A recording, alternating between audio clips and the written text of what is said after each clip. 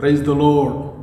இந்த காலவேளையிலும் மறுபடியும் உங்களை சந்திப்பதில் மிக்க மகிழ்ச்சி அடைகிறேன். இந்த நாளிலும் நாம் ஒரு வேத வசனத்தை தியானிப்போம். மத்தேயு 16 அதிகாரம் 19வது வசனம். மத்தேயு 16:19. பரலோகத்தின் திறவுகோல்களை நான் உனக்கு தருவேன். பூலோகத்திலே நீ கட்டுகிறது எதுவோ அது பரலோகத்திலே கட்டப்பட்டிருக்கும். பூலோகத்திலே நீ கட்டவிழ்ப்பது எதுவோ அது பரலோகத்திலே கட்டவிழ்க்கப்பட்டிருக்கும் என்றார். இந்த வசனத்தில் நான் வாசிக்கும்போது, பரலோகத்தின் திறவுகோல்களை நான் உனக்கு தருவேன். பூலோகத்திலே பூமியிலே எதை கட்டவிழ்ப்பாயோ அது பரலோகத்தில் கட்டவிழ்க்கப்பட்டிருக்கும். பூமியில் எதை கட்டுவாயோ அது பரலோகத்தில் கட்டப்பட்டிருக்கும் என்று இயேசு சொல்லுகிறார். பிரியமான தேவனுடைய பிள்ளைகளே, இன்றைக்கு சில வங்கிகளில் அங்கே லாக்கர் இருக்கும். அந்த லாக்கரில் வெள்ளி நகைகள், பொன் நகைகள், வைர நகைகளை அந்த லாக்கரில் வைப்பார்கள்.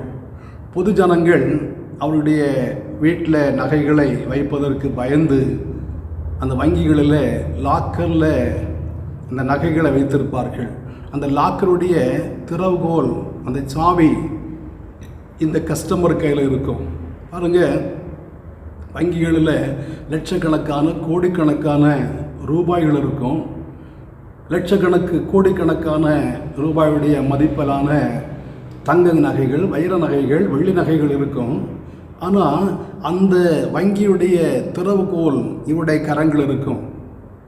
வங்கியுடைய திறவுகோல் இவருடைய கையில் இருக்கும். வங்கியுடைய திறவுகோல் இல்லை, இந்த வங்கியில் உள்ளதான ஒரு திறவுகோல் இவருடைய கையில் இருக்கும். ஒரு திறவுகோல் இவருடைய கையில் இருக்கும். அதை அவர்கள் வைத்து பயன்படுத்துவார்கள். அந்த அந்த வங்கியில் போய் தங்களுடைய நகைகளை வைப்பார்கள், அங்கிருந்து எடுப்பார்கள், அதை அவர்கள் பயன்படுத்தி கொண்டிருப்பார்கள். என்ன சொல்வார்கள்? எனக்கு அந்த வங்கியில் உள்ளதான ஒரு திறவுகோல் இருக்குது அப்படி சொல்லி மேன்மை பாராட்டுவார்கள். இதே போல தான் ஆண்டவர் சொல்கிறார், பரலோகத்தின் திறவுகோல்களை உனக்கு தருவேன். ஒருவேளை வங்கியில் உள்ளதான ஒரு லாக்கருடைய ஒரு திறவுகோல் தான் அவளுக்கு கொடுக்கப்பட்டிருக்கும். ஆனால் இயேசு சொல்கிறார், பரலோகத்தின் திறவுகோல்களை உனக்கு கொடுக்கிறேன். ஒரு திறவுகோல் இல்லை, பல திறவுகோல்களை உனக்கு கொடுக்கிறேன். அந்த திறவுகோலை நீ பூமியில் எதை கட்டுகிறாயோ அது பரலோகத்தில் கட்டப்பட்டிருக்கும். பூமியில் எதை கட்டவிழ்ப்பாயோ அது பரலோகத்தில் கட்டவிழ்க்கப்பட்டிருக்கும் என்று இயேசு சொல்லுகிறார். பாருங்க, பரலோகத்தின் திறவுகோல்களை தேவன் நம்முடைய கரத்தில் கொடுத்திருக்கிறார். இந்த 19ஆம் வசனத்தை யார் யார் வாசிக்கிறார்களோ அவர்களை பார்த்து இந்த வேதாகம் சொல்லுகிறது, பரலோகத்தின் திறவுகோல்களை உனக்கு கொடுக்கிறேன். அப்படியானா நம்முடைய கரங்களில் பரலோகத்தின் திறவுகோல்கள், அநேக திறவுகோல்கள் நம்முடைய கரங்களில் இருக்கிறது. சிலர் பாருங்க, வங்கியுடைய லாக்கர் திறவுகோலை வச்சுருப்பாங்க, அதில் நகை வைக்க மாட்டாங்க, எடுக்க மாட்டாங்க. அது பயனற்றதாய் காணப்படும். அந்த லாக்கரும் பயனற்றதாய் காணப்படும். இந்த திறவுகோல் இவ்வளோ வச்சிருப்பதனால இவங்களுக்கும் பிரயோஜனம் இல்லாமல் இருக்கும். அதே போல தான் இன்றைக்கு அநேகர் பரலோகத்தின் திறவுகோல்களை கையில் வைத்திருக்கிறார்கள். எந்த பயனுமே இல்லை, பயன்படுத்தாமல் வைத்திருக்கிறார்கள். நான் லூக்கா மத்தேயு 23:13 வாசிக்கும்போது அங்கே சொல்லப்பட்டிருக்கிறது, மாயக்காரனை வேதபாரகரை பரிசேரே, நீங்கள் பரலோகத்தை பூட்டி போடுகிறீர்கள், நீங்களும் பரலோகத்தில் பிரவேசிக்கிறதில்லை, பிரவேசிக்கிறவர்களையும் பிரவேசிக்க விடுகிறதில்லை என்று இயேசு சொல்லுகிறார். அப்படியானா திறவுகோல் அந்த மாயக்காரராகிய வேதபாரர் கையில் இருக்குது, பரிசேர் கையில் இருக்குது. அந்த திறவுகோல்களை வைத்து பரலோகத்தை பூட்டி போடுகிறார்கள். யாரும் பரலோகத்தில் போகக்கூடாது, யாரும் அங்கே நுழையக்கூடாது, நானும் போக மாட்டேன், யாருமே போகக்கூடாது, நானும் ஆண்டவர் ஆராதிக்க மாட்டேன், அவர்களும் ஆண்டவர் ஆராதிக்கக்கூடாது, நான் பாட மாட்டேன், அவர்களும் பாடக்கூடாது, நான் ஆலயத்து போக மாட்டேன், அவர்களும் ஆலயத்து போகக்கூடாது என்று சொல்லி அநேகர் இன்றைக்கு பரலோகத்தை பூட்டி போடுகிறார்கள். லூக்கா 15:7 வாசிக்கிறோம், ஒரு பாவி மனம் திரும்பும் போது பரலோகத்தில் மிகுந்த சந்தோஷம் உண்டாகிறது. ஏசு சொன்னார் தானே, நீ பூமியில் எதை கட்டுவாயோ அது பரலோகத்தில் கட்டப்பட்டிருக்கும். பூமியில் ஒரு மனிதன் மனம் திரும்புவானா அது பரலோகத்தில் மிகுந்த சந்தோஷம் உண்டாகிறது. அந்த மனிதன் பரலோகத்தில் அவனுடைய பெயர் எழுதப்படுகிறது. பரலோகத்தில் பெயர் எழுதப்பட்டவர்களாகிய சர்வ சங்கத்தாருடைய சபைக்கு வந்து சேர்ந்தீர்கள் என்று நாம் வாசிக்கிறோம். பரலோகத்தில் அவன் பெயர் எழுதப்படுகிறது. அவன் பரலோக ராஜ்யத்தை உரியவனாக மாற்றப்படுகிறான். ஆனால் இவர்கள் என்ன செய்கிறார்கள்? யாரையும் போக விடுகிறதில்லை. திறவுகோலை வச்சிருக்கிறாங்க, திறவுகோலை மூடி வச்சிருக்கிறாங்க, திறவுகோலை மறைத்து வைத்திருக்கிறார்கள். யாரையும் உள்ளே போக விடுறதில்லை. பல்லவத்தை பூட்டி வச்சிருக்கிறார்கள். அவளுக்கும் பிரயோஜனம் இல்லை, மற்றவர்களுக்கும் பிரயோஜனம் இல்லை. இன்றைக்கு அநேகருடைய வாழ்க்கையில் நீங்கள் ஒருவேளை அந்த ஆத்துமாக்களை வைக்கிறதான, அது ஆத்துமாக்களை சேர்க்கிறதான அந்த அறை கதவு சாவியை நீங்கள் வச்சிருக்கிறீங்களா?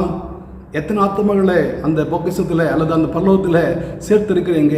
ஆத்துமாக்களை இதுவரைக்கும் பல்லவத்தில் சேர்க்காது இருப்பீங்களான்னா அந்த திறவுகோல் உங்களுடைய கையில் இருப்பது விருதா, வீணாக வைத்திருக்கிறீங்க. உங்களுக்கு நஷ்டம், உங்களுக்கு நஷ்டம். பாருங்கள், இந்த லாக்கருடைய சாவியை பயன்படுத்தாமல் வச்சுருந்தாலும் அதுக்குடைய வாடகை அவர்களுக்கு கொடுக்க வேணும். அவ்வளோ நஷ்டம், நஷ்டம். அதே போல் திறவுகோலை நீங்கள் வச்சுருக்கிறீங்க. அந்த திறவுகோலை வைத்து ஆத்துமாக்களை சேர்க்க வேண்டியதான் அந்த அறையில். ஆத்துமாக்களை சேர்க்காவிட்டால் உங்களுக்கு நஷ்டம். ஆகையினால் ஆத்துமாக்களை சேர்க்க வேண்டும். யாக்கோபு 5:19-20 வாசிக்கும் போது, தப்பிப்போன மார்க்கத்தில் நின்று ஒரு பாவியை திருப்புகிறவன் திரளான பாவங்களை மூடுகிறவனாக இருக்கிறான் என்று வாசிக்கிறோம். அப்படியானா வழி தவறி பல்லவ ராஜ்யத்துக்கு போக வேண்டிய வழியை போகாமல் நரகத்து போகிற வழியாக போகிறதான ஒரு மனிதனை நேர் வழியாக திருத்தி பல்லவ ராஜ்யத்துக்கு போகிறதான வழி அவனுக்கு காட்டி நித்திய ஜீவனுக்கு போகிற வழியில் அவனை திருப்பி விடுவானானா அவன் திரளான பாவங்களை மூடுகிறவனாக மாத்திரமல்ல, பல்லவ ராஜ்யத்தில் ஒரு மனிதனை சேர்க்கிறவனாக இருக்கிறான். அந்த காரியத்தை நீங்கள் செய்கிறீர்களா? அப்போ அந்த அறையை நீங்கள் அந்த அறை சாவியை பயன்படுத்தி ஆத்துமாக்களை சபையில் அல்லது பல்லவ ராஜ்யத்தில் சேர்க்க வேண்டும். நீங்கள் சபையில் ஆத்துமாக்களை சேர்த்தாலும் பல்லவத்தில் அங்கே சேர்க்கப்படுகிறது.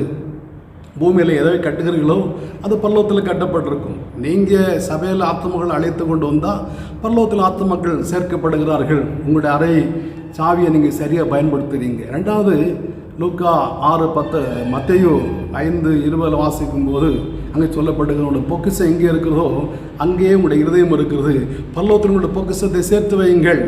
பல்லவத்தில் பொக்கிஷத்தை சேர்த்து வைங்க. நீங்கள் பல்லவத்தில் சேர்த்து வச்சா அங்கே பூச்சி இருக்காது, துருவு இருக்காது, அது கெட்டு போகாது. பல்லவத்தில் பொக்கிஷத்தை சேர்த்து வையுங்கள். அந்த திறவுகோலை உங்களை கையில் ஆண்டவர் கொடுத்திருக்கிறார். எப்படி பல்லவத்தில் சேர்ப்பது?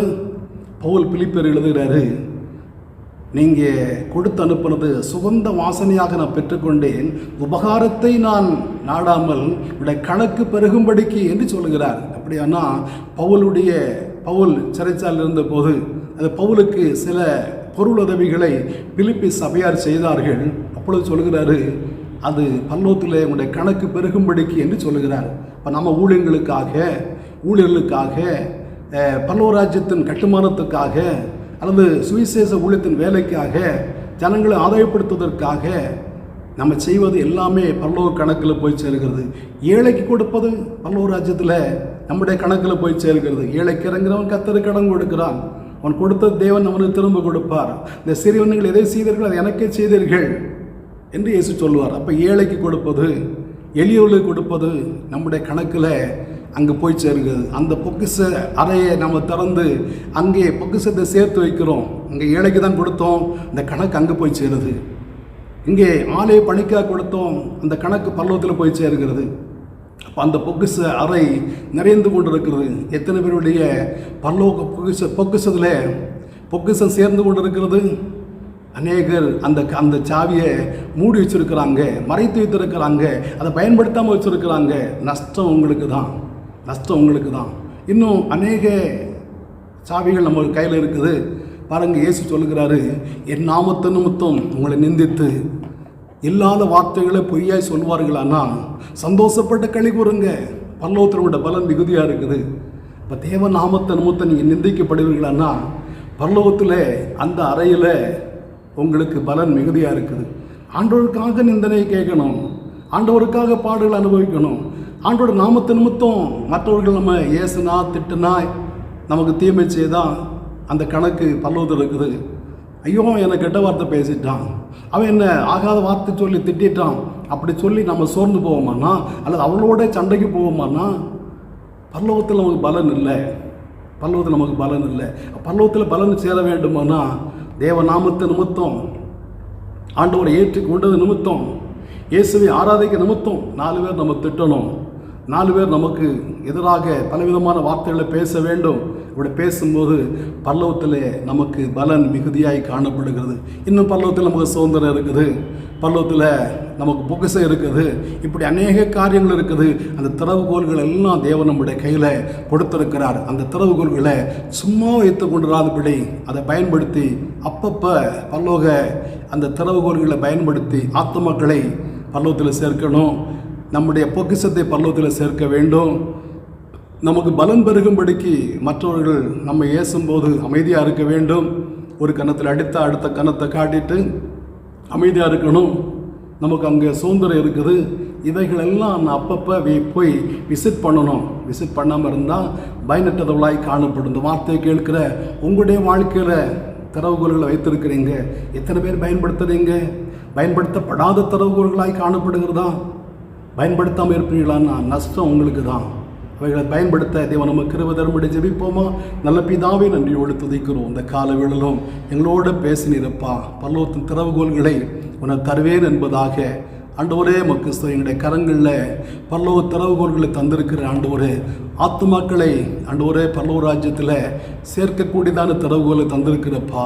பொக்கிஷங்களை சேர்க்கக்கூடிய திறவுகோல்களை தந்திருக்கிற ஆண்டவரே, எங்களுக்கு பலன் பெருகும்படியாக அந்த சாவியை அந்த திறவுகோலை எங்களுக்கு தந்திருக்கிறப்பா. எங்களை பரலோகத்தில் சுதந்திரம் இருக்கிறது ஆண்டவரே. இவைகளை நாங்களப்பா ஏசப்பா பயன்படுத்தக்கூடிய கிருபைகளை தர வேணும்னு ஜெபிக்கிறோம். இந்த வார்த்தையை கேட்ட உங்களுடைய பிள்ளைகள் எல்லாருமே தங்களுக்கு கொடுக்கப்பட்டதான திறவுகோல்களை சரியாய் பயன்படுத்தக்கூடிய கிருபை தாருங்க. நல்ல நாமத்தை மையப்படுத்துங்க. இயேசு மூலம் பிதாவே. ஆமென். ஆமென். ஆண்டவர் நம்மை